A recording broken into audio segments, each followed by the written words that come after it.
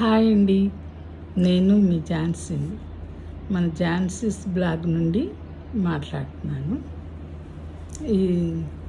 ఈరోజు మనం ఉగాది గురించి మాట్లాడుకుందామండి. రేపు ఉగాది కదా, అందుకని అడ్వాన్స్గా అందరికీ హ్యాపీ ఉగాది అండి. ఉగాది అనగానే ఇంకా అందరు తలస్నానాలు, కొత్త బట్టలు, ఉగాది పచ్చడి అన్నీ గుర్తొస్తాయి. రేపంతా హడావుడిగానే ఉంటారు కదండి అందరూ. ఉగాది గురించి కొన్ని మాటలు, కొన్ని సంగతులు చెప్పుకుందాం ఇప్పుడు. వన్స్ అగైన్ అడ్వాన్స్గా హ్యాపీ ఉగాది అండి అందరికీ. ఉగాది గురించి ఇప్పుడు చూద్దామండి. ఏముందో బ్రహ్మదేవుడు సృష్టిని ప్రారంభించిన మొదటి సంవత్సరం ప్రభవ అటండి. మొదటి ఋతువు వసంతం, మొదటి మాసం చైత్రం, మొదటి తిథి పాడ్యమి, మొదటి వారం ఆదివారం. అదే చైత్రమాస శుక్లపక్ష పాడ్యమి ఉగాది అట. శ్రీ మహావిష్ణువు మత్స్యరూపుడై వేదాలను అపహరించిన సోమకాసురుణ్ణి వధించి ఆ వేదాలను బ్రహ్మకు అప్పగించిన శుభదినం. శ్రీరామచంద్రుని పట్టాభిషేకం నిర్ణయించిన శుభముహూర్తం. కలియుగం మొదలైన పర్వదినం కూడా ఉగాదేనట. ఉగాది అనే మాట యుగానికి వికృతి రూపం ఉగం అన్నమాట. ఉగం నుంచి పుట్టింది ఉగాదిలో ఊ అంటే నక్షత్రం, గా అంటే గమనం. నక్షత్ర గమనాన్ని లెక్కించడం ప్రారంభించే రోజు కనుక ఉగాది అయింది. షడ్రుచుల ఉగాది పచ్చడి రేపు అందరూ ఆరగించి అన్ని రకాల రుచులను ఆస్వాదిస్తారన్నమాట. రేపు షడ్రుచుల ఉగాది పచ్చడి ఆరగించి పంచాంగ శ్రవణం విని అందుకు తగ్గట్టుగా ఏడాది ప్రణాళికను రచించుకుందాం మనం. విశ్వావసునామ సంవత్సరం సకల జనులకు సర్వశుభాలు కలిగిస్తుందని ఆశిద్దాం. ఉగాదిలో ముఖ్యమైనది షడ్రుచుల సమ్మేళనమైన ఉగాది పచ్చడి. తీపి, కారం, ఉప్పు, పులుపు, వగరు, చేదుల కలయిక. జీవితంలో ఎదురయ్యే సుఖదుఖాలను ఒకే విధంగా స్వీకరించాలన్న విషయాన్ని బోధపరుస్తుంది.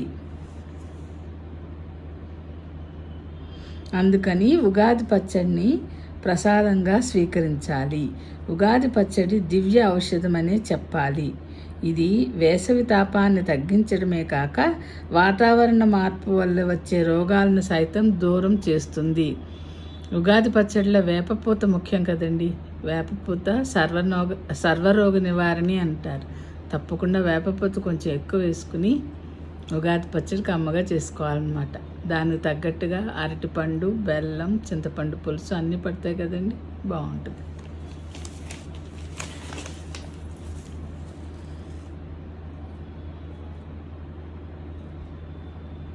వాతావరణ మార్పు వల్ల వచ్చే రోగాలను సైతం ఇది తినడం వలన దూరం చేస్తుందంటండి, ఈ ఉగాది పచ్చడి ఆరగించడం వలన.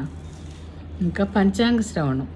తిథి, వార, నక్షత్ర, యోగ, కరణాలు అనే 5ంటితో కూడుకున్నదే పంచాంగం.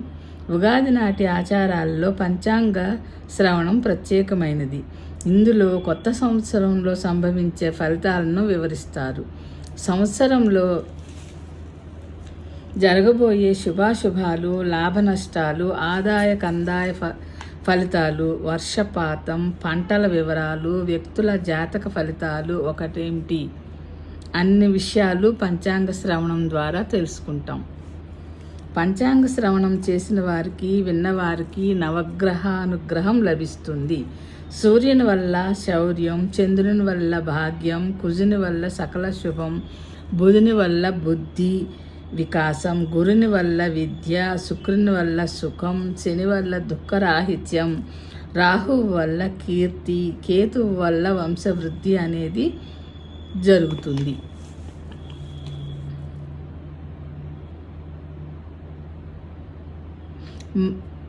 మల్లెలు, మావి చిగురు, ప్రకృతి శోభ ఇలా ఉగాదికి సంబంధించిన ప్రతి అంశం కవుల కళలను కదిలించేది. అందుకే ఉగాది కవి సమ్మేళనాలకు అంత ప్రసిద్ధి. ఉగాది రోజు కవి సమ్మేళనాలు జరుగుతాయి కదండి. మనకి ఇక్కడ హైదరాబాద్లో అయితే శిల్పారామంలో చాలా బాగా జరుగుతుంది. మేము మా పిల్లలు చిన్నగా ఉన్నప్పుడు అందరం కలిసి శిల్పారామానికి వెళ్ళేవాళ్ళం అండి ఉగాది రోజు. అక్కడ చాలా బాగుంటాయి ప్రోగ్రామ్స్. అవి చిన్నపిల్లలతో డ్యాన్స్లు అవి చేయిస్తారు, ప్లస్ పంచాంగ శ్రవణం కూడా వినొచ్చు. అయినా అలా వెళ్ళలేని వాళ్ళు టీవీలో కూడా వినొచ్చు అనుకోండి, అక్కడ సరదాగా ఉంటుందని చెప్తున్నాను. ఎవరికైనా వీలైన వాళ్ళు శిల్పారామానికి వెళ్ళినా చాలా బాగుంటుందండి ఉగాది రోజు.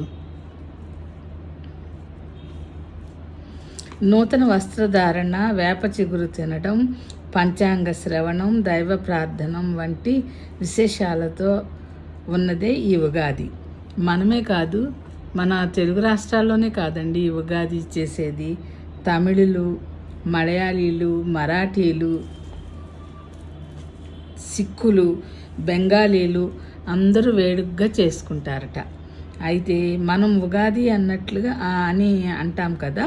తమిళులు అయితే పుత్తాండు అని, మలయాళీలు విషు, మరాఠీలు గుడి పడ్వా, సిక్కులు బైసాఖి, బెంగాలీలు పోయిలా బైశాఖ్ అని ఆ పేర్లతో వేడుక చేసుకుంటారంట. మనం ఉగాది అన్నట్టుగా వాళ్ళు ఆ పేర్లతో వేడుకగా చేసుకుంటారనమాట. ఉగాది నాడు మంచి పని చేపడితే ఏడాదంతా అది కొనసాగుతుందన్నది నమ్మకం. ఆ ఒక్కరోజే కాకుండా సదా అందరితో కలిసిమెలిసి ఉంటూ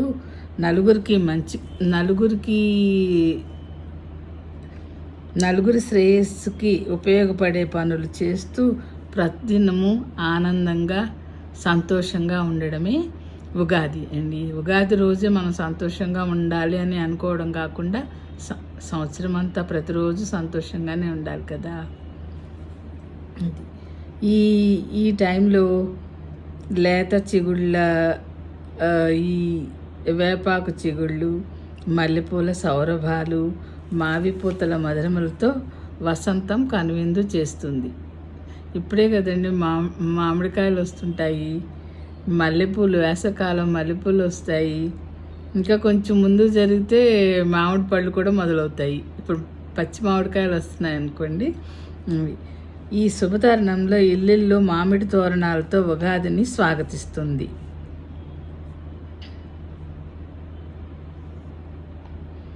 వీలైన వాళ్ళు పుష్పాక్షతలు చేర్చిన పంచలోహ కలశాన్ని గుడిలో దానమిచ్చి పురోహితుడి ఆశీర్వాదం తీసుకుంటే చాలా మంచిదంటండి ఉగాది రోజు. అది ఈ ఉగాది గురించి మనం తెలుసుకున్న విషయాలు. అందరూ హ్యాపీగా ఉగాది చేసుకుంటారని అనుకుంటున్నాను. మనమే కాదండి పంచాంగ శ్రవణం చేసేది. వెంకటేశ్వర స్వామి, తిరుపతి వెంకటేశ్వర స్వామి గుడిలో కూడా జరుగుతుందట. తిరుమల ఆనంద నిలయంలో ఉగాది పండుగ జరపటం ఆనవాయితీ. శ్రీవారి కోవెల్లో జరిగే ఈ వేడుకను ఉగాది ఆస్థానం అని పిలుస్తారట.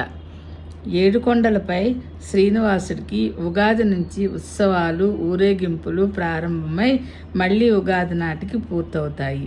తిరుమలలో ఈ పండుగ నాడు జరిగే తొలి వార్షికోత్సవము ఉగాది కొలువు. వెంకటేశ్వరుడు ఉగాది దర్బారు నూతన సంవత్సరాదిని పురస్కరించుకుని శ్రీనివాసుడికి అర్చకులు 6 పట్టు వస్త్రాలు సమర్పిస్తారట. అంటే ఒకటి కిరీటానికి, రెండోది నందక ఖడ్గానికి, మూడో దాన్ని అది తోమాలగాను, నాలుగో దాన్ని ఉత్తరీయంగాను అలంకరిస్తారు. మిగిలిన 2 వస్త్రాల్లో ఒకటి ఉత్సవమూర్తి అయిన మలయప్ప స్వామి వారికి, రెండోది విశ్వక్సేనులకు అలంకరిస్తారు. ఆపై కొండలరాయుడు కోవెల్లో ఉగాది ఆస్థానం కార్యక్రమం నిర్వహిస్తారటండి. చూసారా, స్వామివారి సన్నిధిలో కూడా ఉగాది వేడుకలు చాలా బాగా జరుగుతాయి కదా. పంచాంగ శ్రవణం కూడా జరుగుతుందండి.